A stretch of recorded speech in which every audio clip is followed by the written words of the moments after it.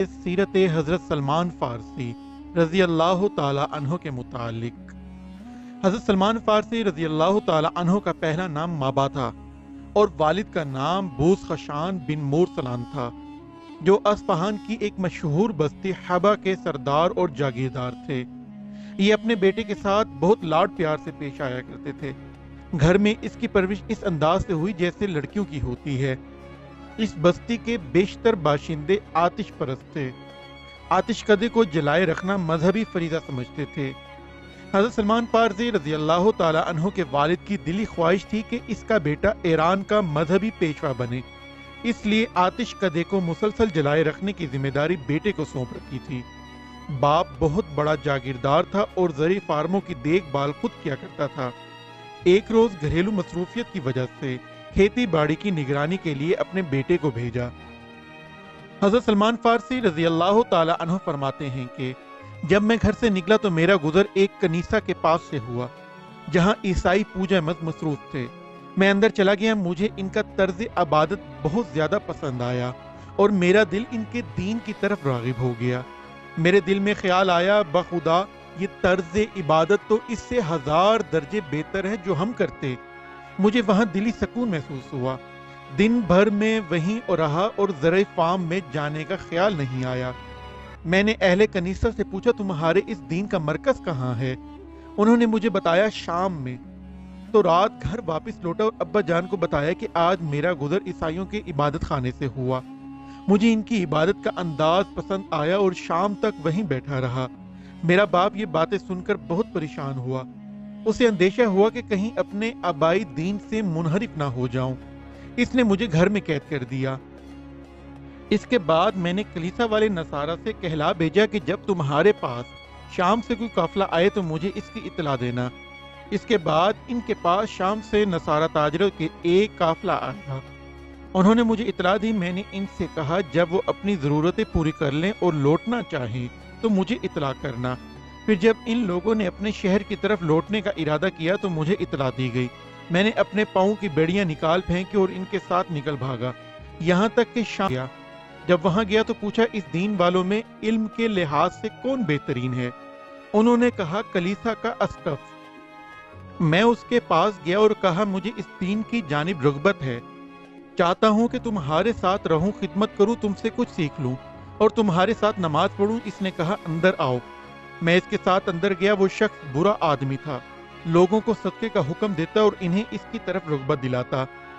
جب وہ اپنے پاس سے کچھ نہ کچھ جمع کر کے لاتے تو اسقف اپنی ذات کے لیے جمع کر لیتا اور مسینوں کو کچھ نہ دیتا، یہاں تک کہ اس نے 7 گڑھے سونا اور چاندی کے جمع کر رکھے تھے۔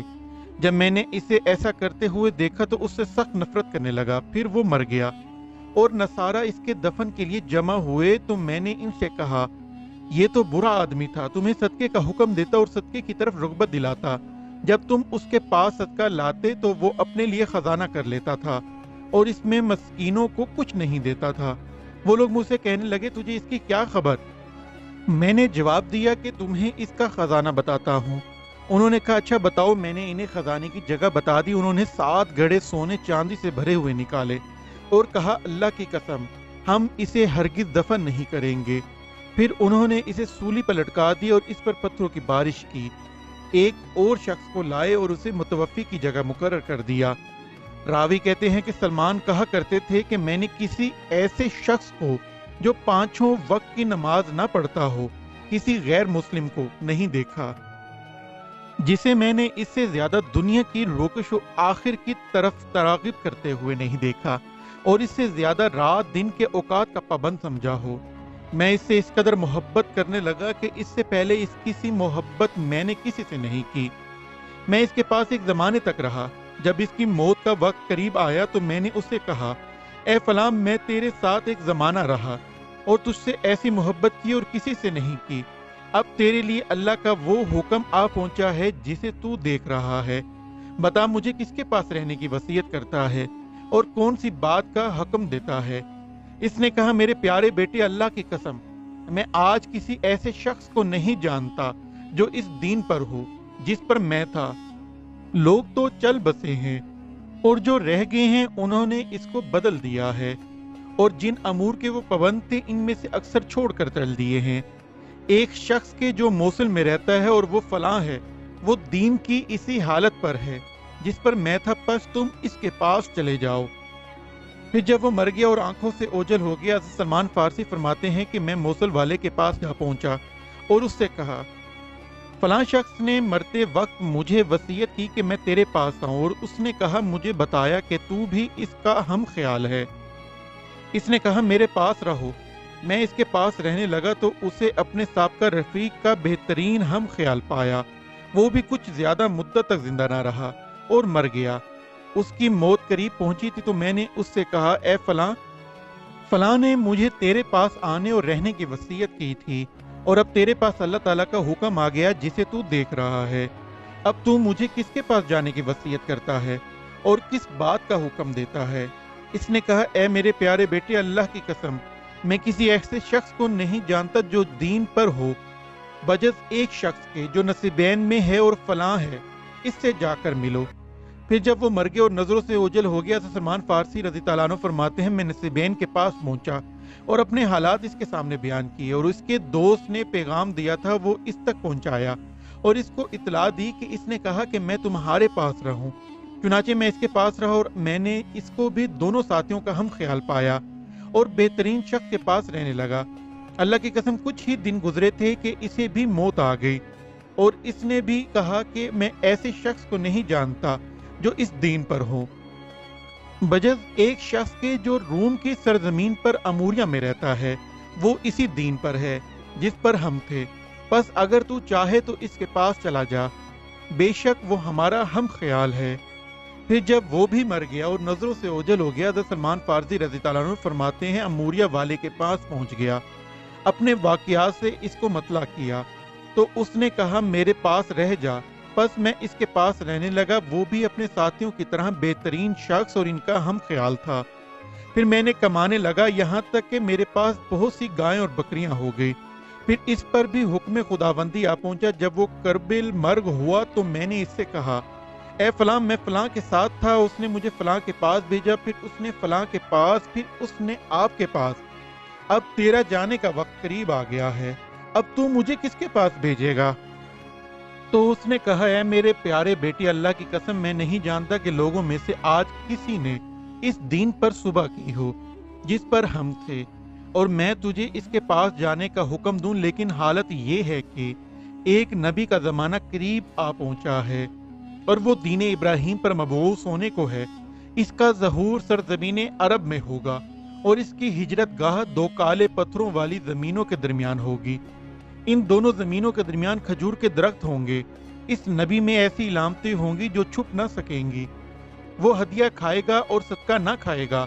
इसके दोनों शानों के दरमियान मोहरे नबूवत होगी। अगर इन शहरों में पहुंचे तो तुझ में ताकत हो तो वहां चला जा। फिर वो शख्स मर गया और दफन कर दिया गया। अल्लाह ताला ने जितनी देर चाहा मैं अमूरिया रहा।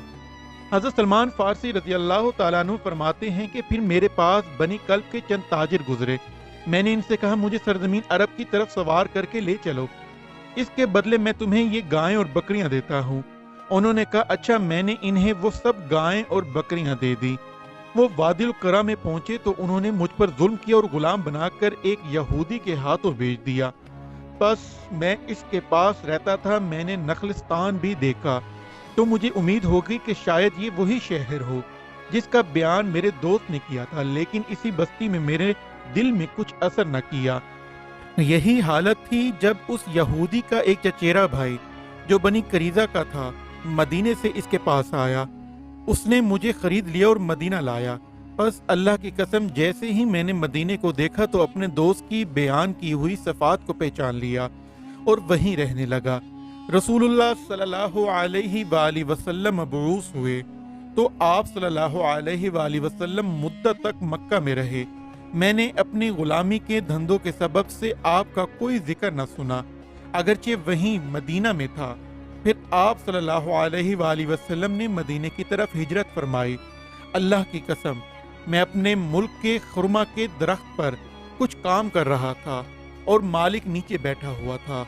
यकायक इसका चचेरा भाई इसके पास आकर कहने लगा, ए फलां, बनी केला को اللہ برباد کرے، اللہ کی قسم وہ اس وقت کوبا میں ایک شخص کے پاس جمع ہے جو ان کے پاس آج ہی مکہ سے آیا ہے اور لوگوں کو خیال ہے کہ وہ نبی ہے۔